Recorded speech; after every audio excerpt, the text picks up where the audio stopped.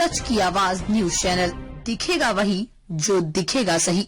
महाराष्ट्र के मुख्यमंत्री देवेंद्र फडणवीस ने कहा, मैं स्पष्ट शब्दों में बताना चाहता हूं, महाराष्ट्र में मराठी भाषा पर गर्व करने में कोई गलत बात नहीं है, लेकिन भाषा के चलते अगर कोई गुंडागर्दी करेगा तो हम इसे सहन नहीं करेंगे। कोई अगर भाषा के आधार पर मारपीट करेगा तो ये सहन नहीं किया जाएगा। जिस प्रकार की घटना हुई है उस पर पुलिस ने कार्यवाही भी की है और आगे भी अगर कोई इस तरह भाषा को लेकर विवाद करेगा तो उस पर कार्यवाही होगी। कोई अगर भाषा के आधार पर मारपीट करेगा तो यह सहन नहीं किया जाएगा।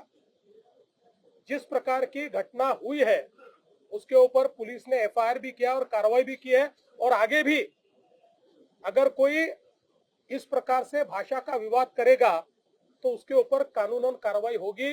हमको हमारी मराठी का अभिमान है, लेकिन भारत की किसी भी भाषा के साथ इस प्रकार से अन्याय नहीं किया जा सकता, ये भी हमको ध्यान में रखना पड़ेगा। और मुझे तो कभी कभी आश्चर्य होता है कि ये लोग अंग्रेजी को गले लगाते हैं और हिंदी के ऊपर विवाद करते हैं। ये कौन सा विचार है और ये किस प्रकार की कार्रवाई है? इसलिए इस प्रकार से जो लोग ऐसा कानून हाथ में लेंगे इनके साथ कड़ी कार्रवाई की जाएगी।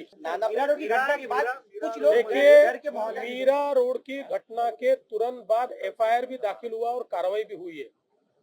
इस प्रकार से कोई भाषा के आधार पर गुंडागर्दी करेंगे तो हमारी सरकार उनको छोड़ेगी नहीं, उनके ऊपर कार्रवाई करेगी। मैं वापिस कह रहा हूँ, स्वभाषा का अभिमान होना चाहिए, मातृभाषा का अभिमान होना चाहिए, पर उसको आगे करके अगर कोई गुंडागर्दी करेगा तो सहन नहीं किया जाएगा। मराठी लोगों का तूफान खड़ा होगा और सरकार को अरे भाई, उनके मन में एक प्रकार से ये भावना है कि वही मराठी है।